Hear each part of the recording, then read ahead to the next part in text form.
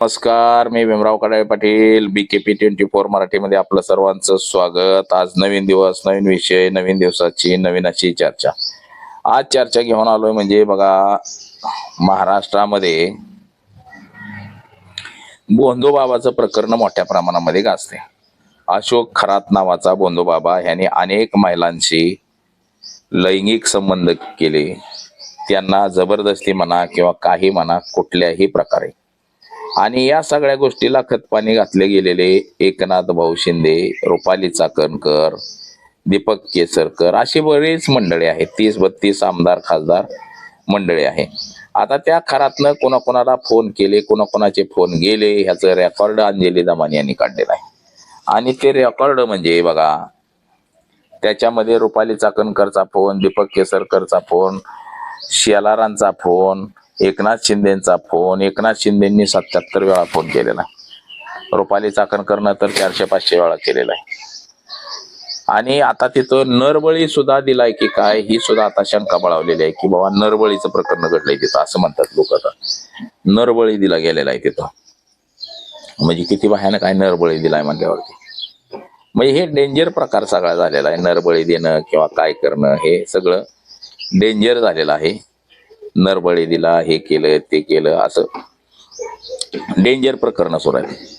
आणि आता याच कारणामुळं एकनाथ शिंदे हे अडचणीत आलेले आहेत आणि राजीनामा द्यावा लागेल नरबळी प्रकरणामध्ये, असं एकंदरीत आपल्याला दिसते. तर याच विषयाची आज चर्चा घेऊन आलोय. तर चला, सर्वप्रथम आपण जर चॅनल सबस्क्राईब केला नसेल तर चॅनल सबस्क्राईब करावा, ही सर्वांना विनंती. आणि चला चर्चेला सुरुवात करूया. महाराष्ट्र राज्यामध्ये असू द्या किंवा देशामध्ये असू द्या, भोंदूबाबांची काय कमी नाही. रोज अनेक भोंदूबाबा तयार होतात. म्हणजे भारतामध्ये जवळपास 7-8 लाखाच्या वरती भोंदूबाबा झाले. जिकडं बघल तिकडं पाखंडी अंधविश्वास हे पसरवण्याचं काम सध्या आता भोंदूबाबांकडून जोरदार सुरू आहे.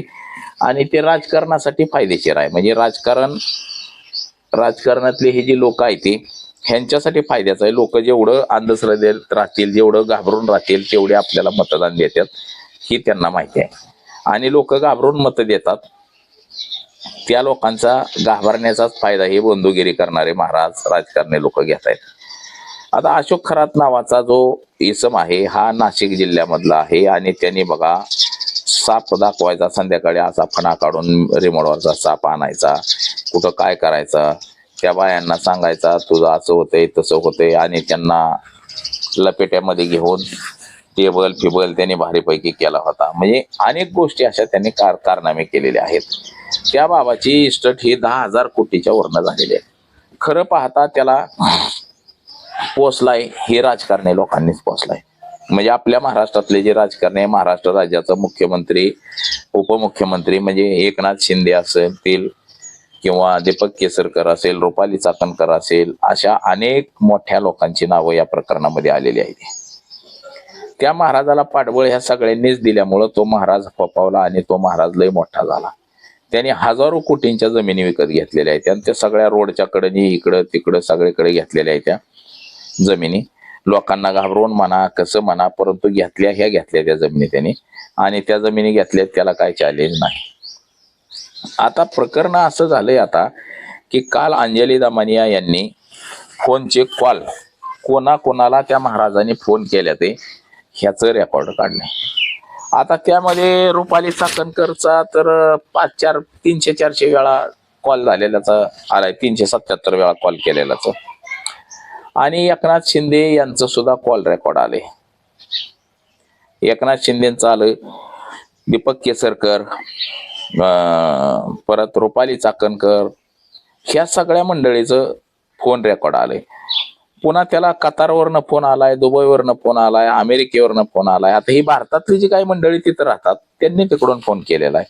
ती अमेरिकेची माणसं फोन करणार नाही, ते इकडं ते देवदेवतांमध्ये गुंतलेली नसतात. तर भारतातलीच काय मंडळी तिथं राहणारी ते त्या महाराजाला फोन करायचे. म्हणजे महाराज किती मोठा होता त्याचं हे उदाहरण आहे. म्हणजे लय मोठा महाराज होता असं म्हणता येईल. सगळे पुढारी सुडारी तिथं लोटांगण घेत होते, महाराजाचे पाय चाटत होते म्हणल्यावरती तो लय मोठा महाराज झाला ना. तर आता एकनाथ शिंदेवरती सुद्धा फार गंभीर आरोप झालेले आहेत. रुपाली चाकणकर वरती तर झालेले आहेत. रुपाली चाकणकरांना त्या प्रकरणामध्ये आपल्या महिला आयोगाच्या अध्यक्षपदाचा राजीनामा द्यावा लागलेला आहे. त्यातच त्यांना जे राष्ट्रवादी काँग्रेसचं प्रदेशाध्यक्षपद होतं त्याचा सुद्धा राजीनामा द्यावा लागलेला आहे. आता रुपालिका चाकणकरांनी राजीनामा दिलाय म्हटल्यावरती आता नंबर लागतो एकनाथ शिंदेचा. आता एकनाथ शिंदेंनी सुद्धा 177-78 वेळा फोन केलेले आहेत.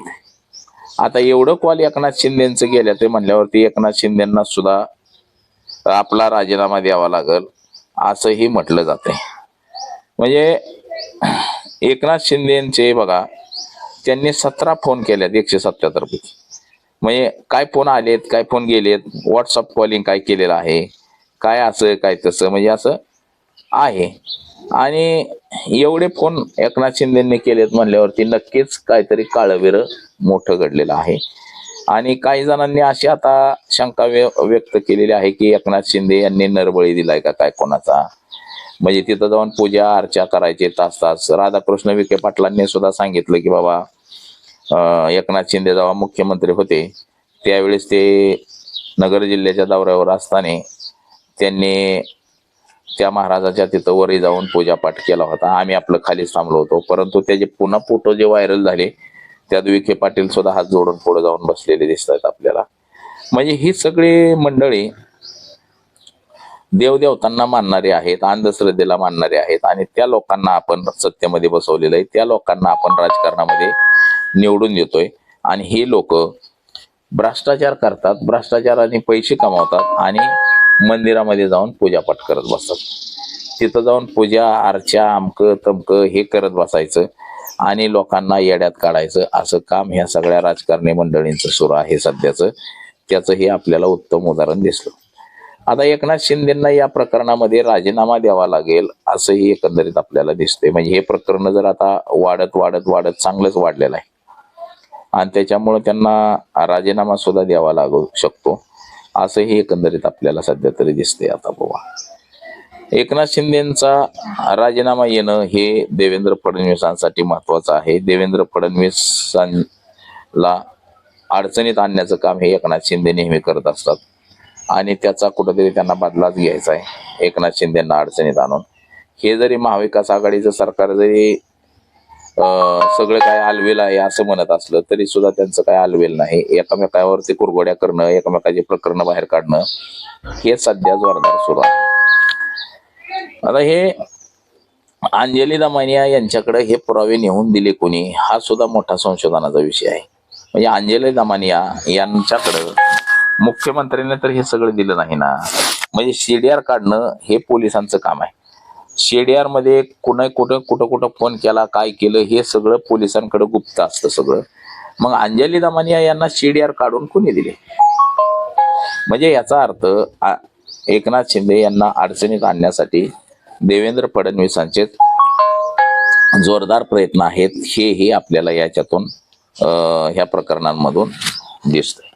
म्हणजे एकनाथ शिंदे अडचणीत आले पाहिजेत, त्यांचा राजीनामा आला पाहिजे असं एकंदरीत दिसतं.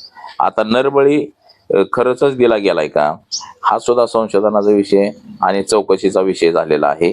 आणि ह्या प्रकारे सुद्धा आता चौकशी सुरू केली जात आहे, केली गेलेली आहे की महाराजांनी ह्या कुठल्या पुढाऱ्याच्या सांगण्यावरून किंवा पुढाऱ्यासाठी नरबळी दिलाय का आणि तो कुठं कुठं दिलाय, काय काय दिलंय हे सुद्धा आता शोधावं लागणार आहे. आणि जर ह्याच्यामध्ये जर हे आमच्या राज्याचे राजकारणी जर असतील नरबळीमध्ये मात्र मग लोकांचा संताप मात्र अनावर झाल्याशिवाय राहणार नाही. परंतु राजकारणी हे अशा पण गोष्टी करतात की आता माग बघा महाडचे आमदार भरत गोगावले यांचा सुद्धा पूजा करतानाचा उघडा व्हिडिओ व्हायरल झालेला होता. तेव्हा सुद्धा फार टीका टिप्पणी झाली. परंतु हे लोक देवदेवतांच्या आहारी किती गेले ते त्याचे हे उत्तम उदाहरण आहे ते. आणि हे देवदेवतांच्या आहारी गेले ते हेही तितकंच खरं मित्रांनो. तर बघा वेळीच कारवाई व्हावी ह्या सगळ्या गोष्टींवरती. आमच्याकडे अंधश्रद्धा निर्मूलन आहे, राज्यानं सुद्धा अंधश्रद्धेचं निर्मूलन केलं पाहिजे राज्य सरकारनं. परंतु ते राज्य सरकार अंधश्रद्धेचं निर्मूलन न करता अंधश्रद्धा कशी फोपावेल अशाच पद्धतीनं राज्य सरकार सुद्धा काम करताना आपल्याला नेहमी दिसतं. म्हणजे अंधश्रद्धेवरती प्रहार करणं गरजेचं आहे, अंधश्रद्धेचा पगडा मोडून काढणं गरजेचं आहे. परंतु अंधश्रद्धेचा पगडा मोडून काढलेला आपल्याला एकंदरीत दिसत नाही सध्या तरी. अंधश्रद्धा कशी वाढेल ह्याच्यासाठीच प्रयत्न करताना आपल्याला सरकार दिसत आहेत. सर्वसामान्य माणसांची तर काय हालतच बेकार होऊन गेलेली, हालतच झालेली आहे. आता ह्या बंधू महाराजांनी अनेकांच्या जमिनी लुटल्या, कुठं काय केलं ते सुद्धा सगळं आपण ऐकलेलंच आहे. परंतु या सगळ्या गोष्टीतनं मात्र एकनाथ शिंदे हे अडचणीत चांगले झालेत हे सुद्धा आपल्याला एकंदरीत दिसतंय. तर बघा, आज एवढंच. माझा सहकारी कॅमेरामन अनिकेत समीरराव कडाळे पाटील, BKP 24 मराठी, इंदापूर, पुणे.